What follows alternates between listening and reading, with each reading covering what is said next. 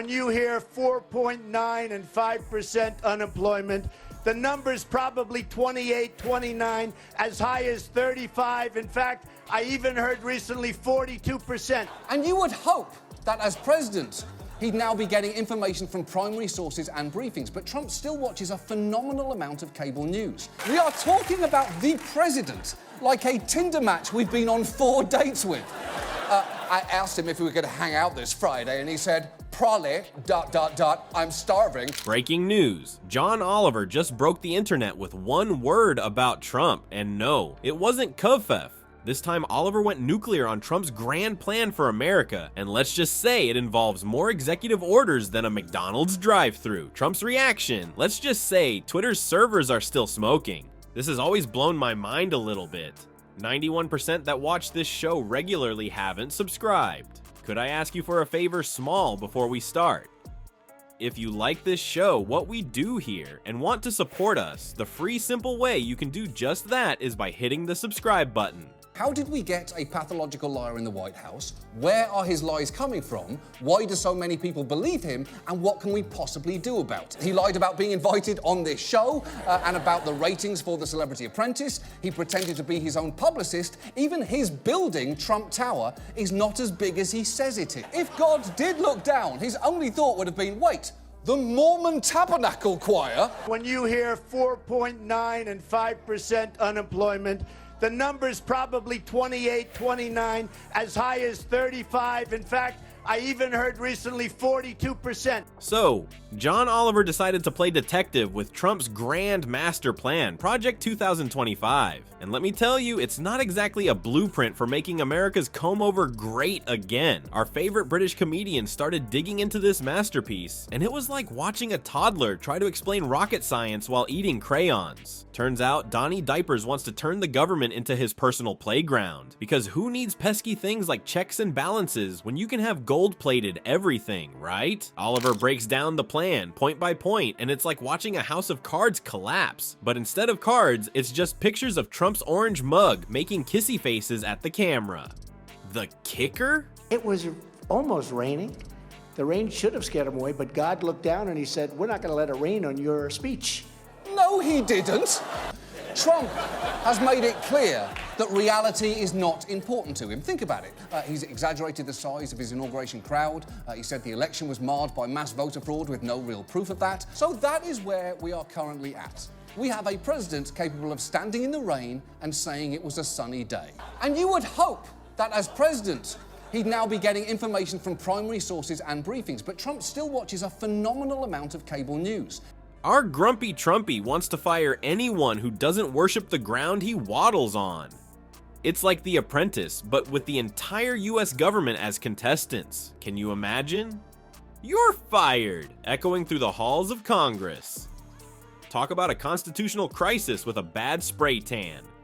Oliver throws in some zingers that hit harder than Trump's golf swing, which, let's face it, is about as effective as his border wall. The audience is in stitches, but something tells me the Mar-a-Lago resident isn't exactly Fulling. Here's the real gut punch. Oliver reveals how Project 2025 could turn America into Trump's personal brand. Picture the Statue of Liberty with a comb-over and tiny hands. Lady Liberty might need some therapy after that makeover. It made a lot of sense in his mind, because if you're renting a room, you'd rather be on the 14th floor than on the 6th floor. We are talking about the president like a Tinder match we've been on 4 dates with. I asked him if we were going to hang out this Friday, and he said, probably, ... I'm starving. Next, you're going to tell me that Obama is aloof, Dick Cheney is evil, and Paul Ryan doesn't climax until he checks his Fitbit to see how many calories he's burned from f***ing. This is what makes it covering Donald Trump so very difficult. What does he mean when he says words? As Oliver wraps up his takedown, you can almost hear Trump's fingers twitching, ready to unleash a Category 5 Twitter storm. But here's the thing, while we're all laughing at Oliver's jokes, there's a scary truth hiding behind the punchlines. This isn't just comedy anymore, it's a wake-up call wrapped in British wit. Well folks, just when you thought it was safe to scroll through your Twitter feed, the orange tornado struck again. Trump's thumbs must have been working overtime because his tweets started flying faster than toupees in a hurricane. It was like watching a presidential temper tantrum in 280 characters or less. Our grumpy Trumpy called Oliver everything from a failed comedian to a British invader. Looks like someone needs a timeout and a history lesson. I mean, come on, Donnie Diapers. The British invasion was about rock and roll, not late night comedy roasts. But here's where it gets juicy. Trump threatened to sue Oliver, HBO, and probably the entire concept of comedy, because nothing says presidential like legal threats over jokes, right? It's like watching a man argue with his own reflection and lose.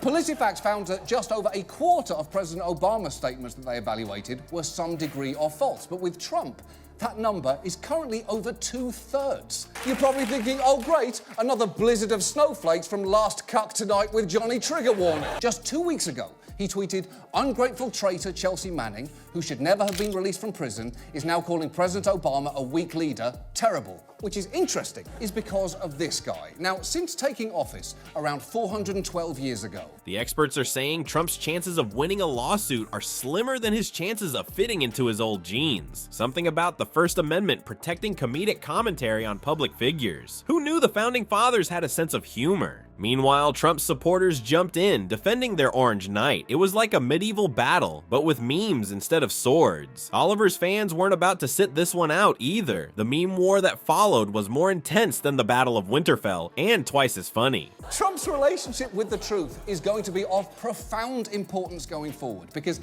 any policy discussion has to begin with a shared sense of reality. If someone changed the channel to the Sprout Network, he tweets, Caillou's life is boring even for a cancer kid. Sad. To give you a sense of just how much he watches cable news, a few hours later, he was on Air Force One, and you could actually hear the commercials from Fox News blaring in the background. As the dust settled, it became clear that Trump's Twitter tirade did more damage to his image than Oliver's segment ever could. It's like he took Oliver's punchlines and turned them into a self-fulfilling prophecy. Talk about a plot twist. But here's the kicker, folks. While we're all laughing at Trump's digital meltdown, there's a scary truth hiding behind those all-caps tweets. Remember that Project 2025 Oliver was talking about? Well, it turns out Trump's not just after Oliver. He's got his tiny hands set on something much bigger.